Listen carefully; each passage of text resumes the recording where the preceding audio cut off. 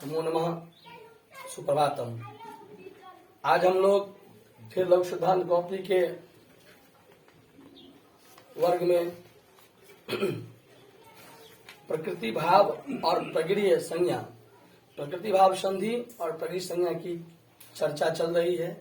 इसमें अब हम लोग जो कल तक जो पढ़े थे वाक्य स्मरण और अंगित वार्तिक तक, जो वाक्य और स्मरण अर्थ में आंग जो होता है वो गीत नहीं कहलाता है। इसीलिए आ एवं नुमन्य से एवं आ एवं किल तक इसमें प्रकृति भाव संधि का प्रयोग हुआ था। अब जो है ओत सूत्र है। कौन सा सूत्र है? ओत। इसका वृत्ति है ओ दंतो निपातः प्रगीयः स्यात्।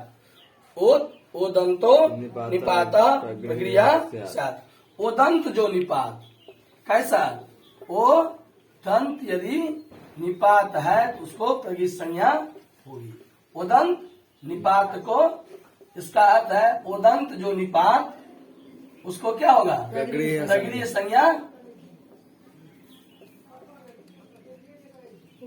होती है।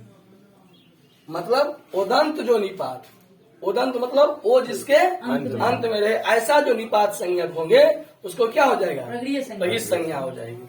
तो आप देखिए अहो ईसा शब्द क्या है? ओहो ईसा। यहाँ क्या है? जो अहो जो ईसा है, यहाँ दो शब्द है, दो अलग अलग है। तो यहाँ ऊ जो है ना उसको ओ गुण कर दिया गया है, ओ बना दिया गया है।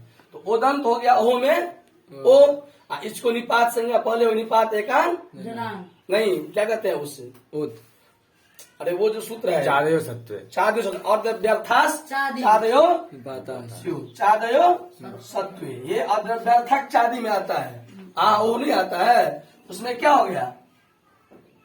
चादयो सत्व और व्यर्थवाची जो चादी उसको क्या हो जाता है? निपात संज्ञा। निपात संज्ञा जब ही हो जाएगा तब क्या हो जाएगा? इसके बाद लगेगा ओत।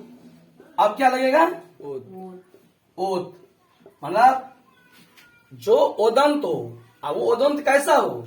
वो जिसके अंत में वो ओदंत हो गया। अब वो कैसा होना चाहिए? निपात संज्ञक होना चाहिए। ओदंत निपात कौन हो गया? अहो। अब क्या हो जाएगा? ओत है ना, तो कहता है ओदंत जो निपात, क्या कहता है? ओदंत जो निपात, उसको क्या कौन सी संज्ञा होती है? प्रगीय संज्ञा होती है। तो ओदंत हो गया ये, उसको हो गया प्रगीय संज्ञा। प्रगीय संज्ञा मतलब जैसा था अभी वैसा ही रहेगा। तो ओहो ईसा अब लग जाएगा प्लुत प्रक्रिया अचिनित्यम, प्लुत प्रगृह्य अच्छी प्लुत संज्ञक और प्रगीय संज्ञक। इसको कौन सी संज्ञा किए हैं? प्रगीय संज्ञा। उसको क्या हो जाएगा? प्रकृति भाव हो जाएगा। अच पर में है, ईसा में ई, क्योंकि कहता है प्लुत संज्ञा और प्रगीय संज्ञा को प्रकृति भाव हो, लेकिन कब हो? अच रहेगा पर में तभी। तो अच पर में है, ईसा में ई।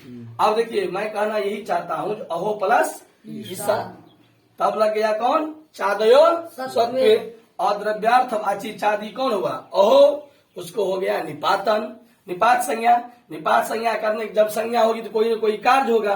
वो कार्य कौन किया? ओत। उदंत निपात जो प्रगीय संज्ञा कार्य होगा। निपातन के बाद कौन संज्ञा का कार्य हुआ? निपातन का। निपातन के बाद कौन हुआ?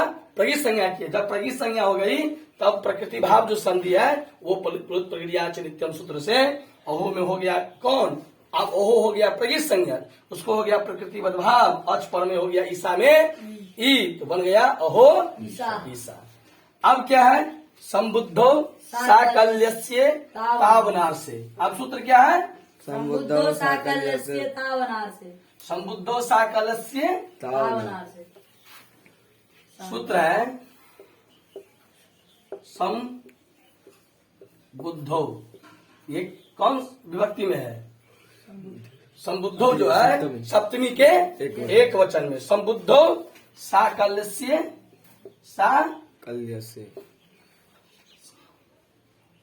साकल्यस्य तावनार्से। ये सूत्र है, ये नहीं सूत्र है? संबुद्धो साकल्यस्य संबुद्धि निमित्तक ओकारो व प्रगीयो अवैदिके तो पड़े। संबुद्धो साकलस्य ताव अनार से। अनार से। देखिए यहाँ पर ताव अनार से जो है, यहाँ पे अयादि संधि है।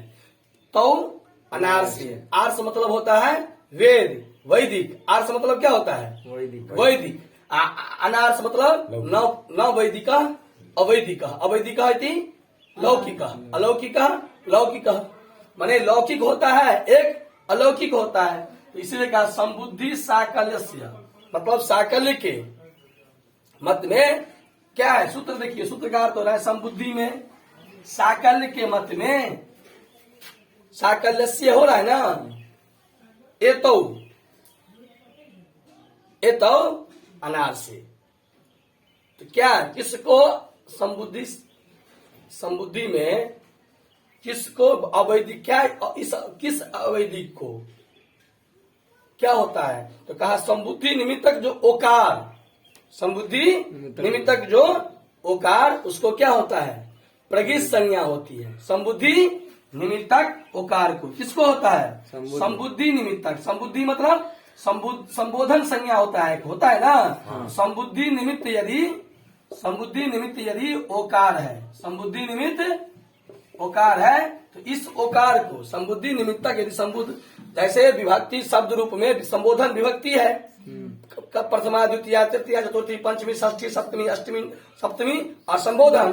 तो सप्तमी के बाद जो संबोधन है तो वो प्रथमा या एक वचनम संबुद्धि, संबोधन एक वचनम संबुद्धि, प्रथमा या एक वचनम संबुद्धि संज्ञा।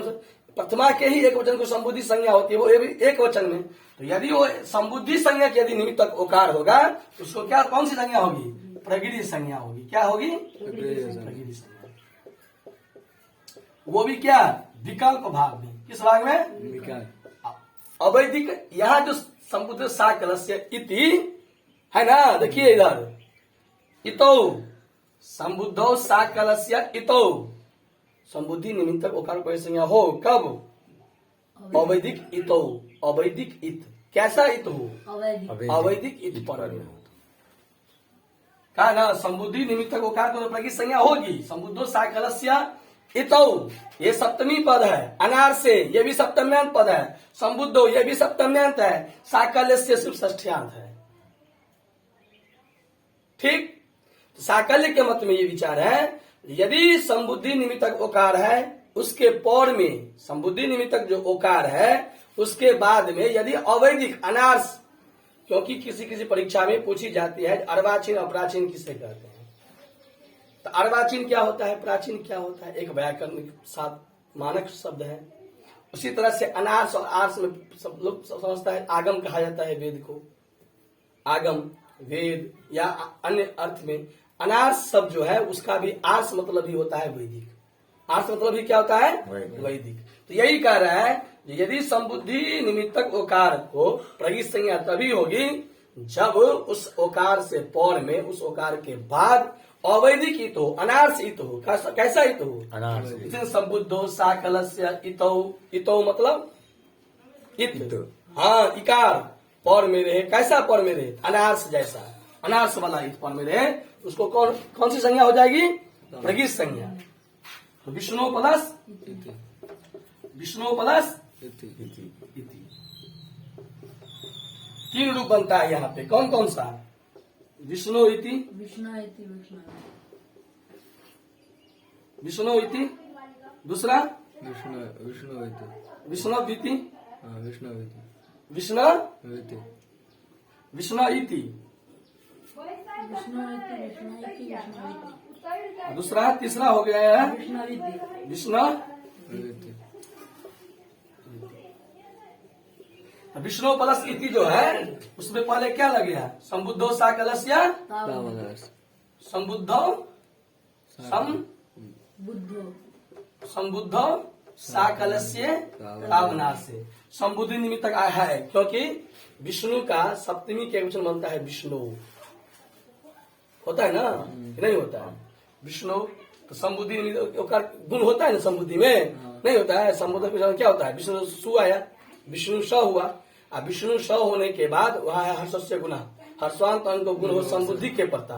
हर्षवांत अंग हो गया विष्णु में उ, उससे गुण हुआ, बन गया विष्णु। ये जो विष्णु शब्द है वो इसलिए कहते हैं ओम भूर्भुवः स्वः भगवान विष्णु यह गच्छ यह तिष्ठ। लौकिक जो वैदिक माने लौकिक जो पूजा होती है पंचदेवता का, उसमें क्यों कहते हैं ओम भूर्भुवः स्वः भगवान विष्णु, भगवान विष्णु? क्यों कि संबोधन मतलब बुला रहे हैं ना, भगवान को आवाहन कर रहे हैं ना। तब दूर आज संबोधन है, दूर से बुलाने का संबोधन होता है, इसलिए वहां होता है विष्णु। हे विष्णु यह गच्छ नहीं होता है, विष्णु यहाँ गच्छ।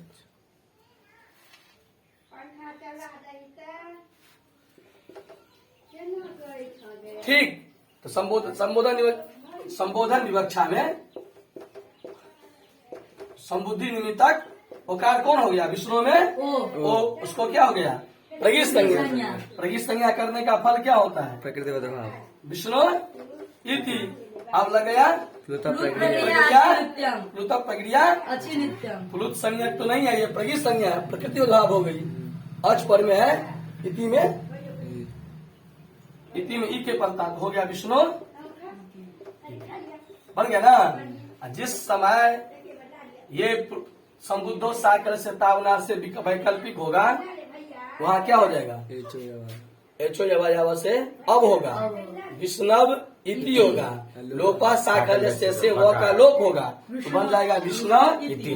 जिस बार लोपा साकल्य से भी वैकल्पिक है, इसमें सिर्फ अब आदेश होकर बन जाएगा विष्णव। बस।